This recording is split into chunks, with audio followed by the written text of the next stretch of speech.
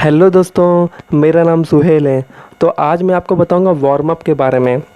तो वार्म का मतलब आप जानते ही होंगे। वार्म का मतलब होता है गरम, और अप का मतलब है तैयार करना।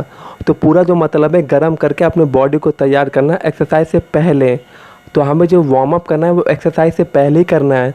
आप कोई भी एक्सरसाइज करना चाहते हो, वेट को उठाना चाहते हो, स्ट्रेंथ ट्रेनिंग करना चाहते हो, एंडोरेंस ट्रेनिंग करना चाहते हो, या कोई भी स्पोर्ट्स खेलना चाहते हो, तो उससे पहले हमें वार्म अप करना है। अब क्वेश्चन होता है कि जो हमें जो वार्म अप है वो एक्सरसाइज से पहले क्यों करना होता है। तो वार्म अप के बहुत सारे बेनिफिट्स हैं।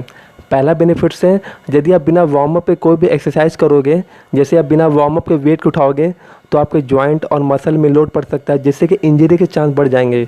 तो आपका प्रॉपर वार्म अप करना है ताकि आपके जॉइंट्स, मसल और बॉडी एक्टिव हो जाए, और आपके जो जॉइंट्स हैं वो स्ट्रांग बने रहेंगे।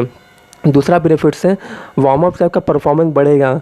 परफॉर्मेंस आपका बढ़ेगा जब आप एक्सरसाइज करोगे, तो आप लंबे समय तक एक्सरसाइज कर सकते हो, ज़्यादा वेट उठा सकते हो, ज़्यादा रैप निकाल सकते हो। तीसरा बेनिफिट्स है, वार्म अप से आपका ब्लड सर्कुलेशन बढ़ जाएगा।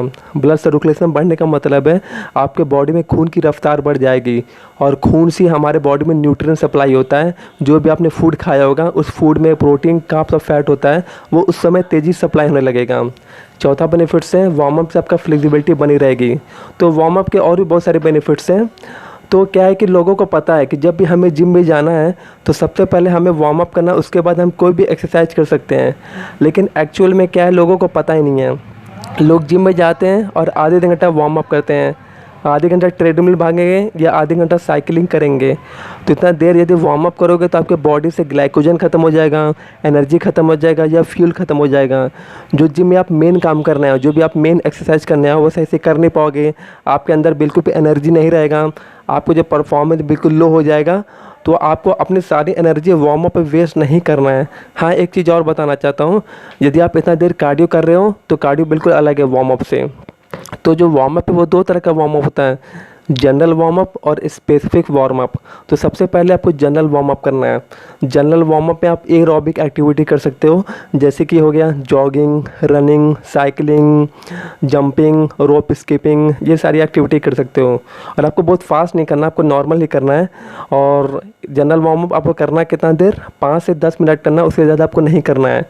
इसमें होता क्या है, आपकी जो बॉडी टेम्परेचर वो थोड़ी बढ़ जाती है। बॉडी टेम्परेचर बढ़ेगा तो आपका ब्लड सर्कुलेशन बढ़ेगा, आपकी बॉडी एक्टिव हो जाएगी, आपके मसल और जॉइंट एक्टिव हो जाएंगे। ना तो इसमें आपका मसल बनेगा, ना आपका फैट लॉस होगा, बस आपकी बॉडी टेम्परेचर बढ़ जाएगा। तो तो जनरल वार्म अप आपने कर लिया, फिर आपको करना है specific warm up. Specific warm up में होता क्या है, जिस मसल का वर्कआउट करना चाहते हो उस मसल के ही प्रॉपर वार्म अप करना है। जैसे कि आप चेस्ट का वर्कआउट करना चाहते हो तो चेस्ट मसल का ही प्रॉपर वार्म अप करना है।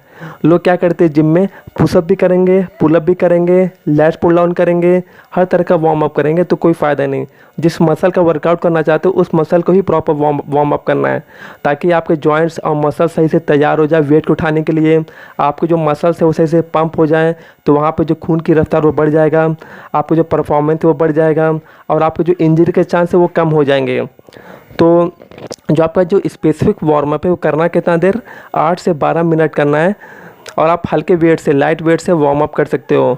तो पूरा जो आपका वार्म अप है, जनरल वार्म अप और स्पेसिफिक वार्म अप मिलाकर आपका 15 मिनट में ख़त्म हो जाएगा।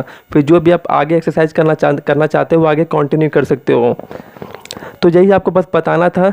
बीच में स्ट्रेचिंग का भी आता है, वो मैं अलग से वीडियो कवर कर दूंगा। तब तक के लिए बाय, टेक केयर।